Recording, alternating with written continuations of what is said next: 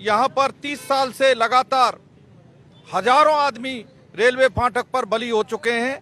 आने वाले समय 2016 में हमारा भी बच्चा एक गुजरा है, यहाँ पे हादसे का शिकार हुआ है। उनके तक जो है ना जुड़ेंगे, क्योंकि उनके तो कोई मरते नहीं है। अगर मरेंगे ना तब पता पड़ेगा। आदमी बच्चा कट जाते हैं, आदमी कट जाते हैं, कोई कहीं से आता है गरीब या कैसे ही अमीर आता है, वे मर जाते हैं, कोई सुविधा नहीं। सर ये तो इतने नारियल फूट फूट के नारियल चौक हो गया है ये।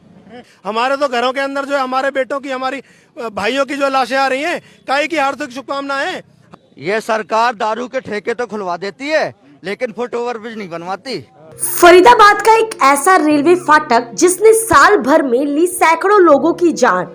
जी हाँ, ये कोई कही सुनी बात नहीं है, बल्कि असलियत है। लकड़पुर का रेलवे फाटक, जहाँ से फरीदाबाद का हर नागरिक कभी न कभी गुजरा जरूर होगा। आज हम उसी रेलवे फाटक को लेकर कुछ ऐसी बात बताएंगे जिसे सुनकर आपके भी होश उड़ जाएंगे। बता दें, यह रेलवे फाटक पूरे उत्तर भारत में बहुचर्चित है, क्योंकि यहाँ हर महीने लगभग 50 से 60 लोग गंभीर रूप से घायल होते हैं, जिनमें 20 से 30 लोगों की मौत हो जाती है। फरीदाबाद के इस रेलवे फाटक को सुसाइड पॉइंट भी कहा जाता है, जहाँ लोग ट्रेन के आगे कूदकर आसानी से अपनी जान भी दे देते हैं। आसपास के लोगों का कहना है कि यहाँ हर तीसरे दिन लोगों की लाशें उठती हैं। लोगों की डिमांड है कि यहाँ जल्द से जल्द एक पुल का निर्माण करवाया जाए, लेकिन यह पुल कब निर्माण किया जाएगा, इसका कोई अता पता नहीं है। देखिए इस रेलवे फाटक को लेकर वॉइस ऑफ फरीदाबाद की यह खास रिपोर्ट। बहुत बंदे मर जाते मालिक। अभी कल 4-5 दिन में 3 लाश गई थी यहाँ से। 4-5 दिन औसतन एक महीने में 25 से 30 लोगों के मौत का औसत है। फरीदाबाद ये अतिशोक्ति नहीं है। पुल बनवा दीजिए, बहुत बंदे करते हैं। कहते तो हैं पास हो गया, यहाँ खाली बोलते हैं, करने का कुछ नहीं है, खाली वोट दो बस। सर कोई नहीं करने वाला यार। बंदा इसी सर कहाँ मुड़ी कहाँ पता है, किसी घर में किसने दूध पहुंचा होगा सर पूछिए। 3 दिन 4 दिन पहले ही 2 लोग मरे हैं यहाँ। हाँ वो तो बोला हूँ सर, ये तो बात बता रहा हूँ आपको। हाँ यहाँ कुछ होने वाला नहीं है। कुछ दिखना नहीं सर, कोई दिखना नहीं पे कोई सुनवाई नहीं है। इतने साल हो गए यहाँ पे रहते हैं। एटलीस्ट ये जो रोड है ना, ये रात को 7 बजे के बाद में इस पे पूरा अंधेरा हो जाता है। महिलाओं के लिए, लेडियों के लिए कोई सेफ्टी नहीं है यहाँ पे, कोई लाइटिंग नहीं है। और मेन चीज ये फाटक में ना भी मेरे ख्याल से 3-4 दिन पहले 3 आदमी कटे हैं, एक साथ में कटे हैं। आए दिन अभी शनिवार को, पिछले शनिवार जो गया है, बीता शनिवार, उसके अंदर 2 नवयुवक, एक 28 साल का, एक 29 साल का, उसकी हादसे के अंदर ट्रेन क्रॉसिंग पर जो है मृत्यु हो गई दोनों की। उसके बाद आज भी सुनने में आया कि आज भी हमारा एक भाई जो है यहाँ पर जो है अपनी मृत्यु को प्राप्त हो गया। तो ऐसा कब तक चलेगा? जनप्रतिनिधि कान में रुई डाल के बैठे हुए हैं, सिर पे उनके जूंग नहीं रेंगरी बिल्कुल भी।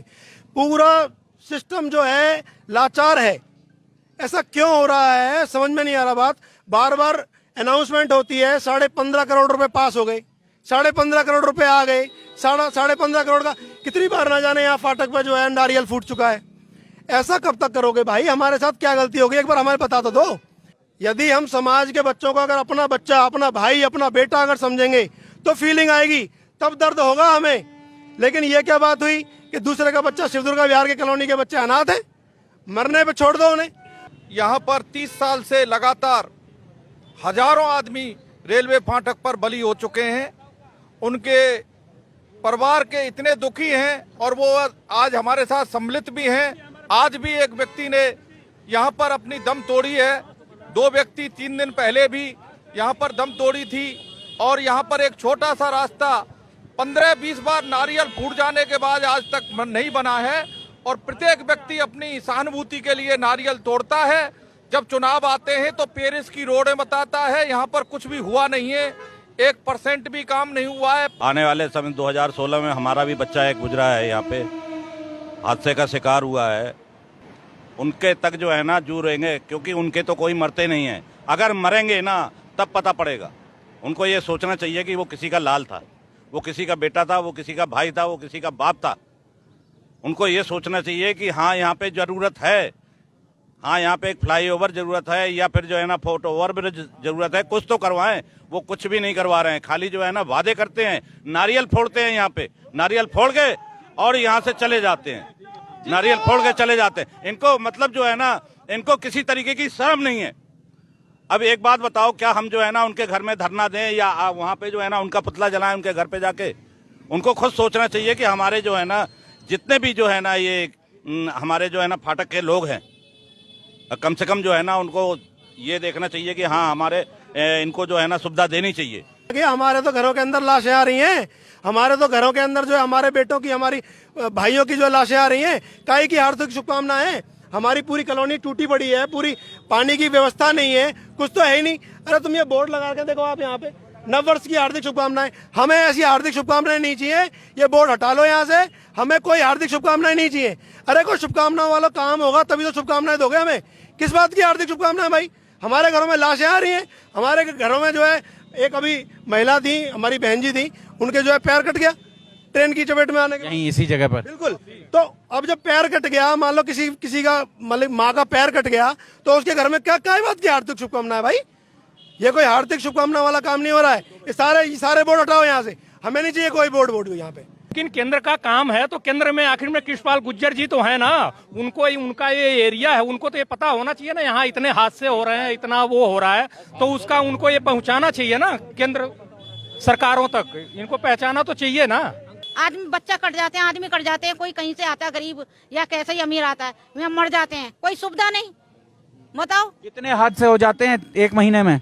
कोई भरोसा नहीं है कितना हादसे हो जाते हैं, कोई पता नहीं है कितने हादसे हो जाते हैं, कोई गिनती नहीं है। क्या गिनती करते रहेंगे यहाँ? गिनती थोड़ी ना करते रहेंगे। और जाम लगाते हैं तो पुलिस वाले और मारते हैं उनको, पुलिस वाले और मारते हैं उनको। एक तो अच्छी बात कहते हैं और उनको पुलिस वाले और मारते हैं। सर ये तो इतने नारियल फूट के नारियल चौक हो गया ये। नहीं नारियल चौक हो गया, इतने कालका मंदिर में मंदिर नारियल नहीं फूटे जितने यहाँ फूट गए।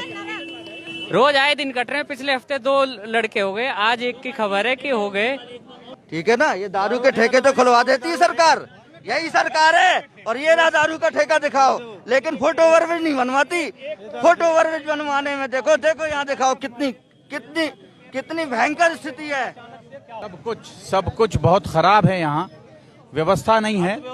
और उसी को लेकर आज यहाँ प्रवासी एकता मंच की ओर से जी डिप्टी के लिए भी लेट हो जाते हैं हम लोग, जब जाते हैं तो रेलवे में खड़ा हो जाता है, तब डिप्टी के लिए भी लेट हो जाते हैं। और आए दिन ट्रेन बीचों बीच के लिए भी लेट हो जाते हैं इस रास्ते से। अच्छा, अगर इस रास्ते को ना लें तो कितना लंबा जाना पड़ता है? बहुत लंबा जाना पड़ेगा, टूल टैक्स पार करके आना पड़ेगा, या फिर एक रास्ता है सराय 10 किलोमीटर का रास्ता फरीदाबाद, आप समझें, लोग कह रहे हैं 10 किलोमीटर घूमना पड़ेगा अगर इस रास्ते का उपयोग करना बंद कर दें लोग।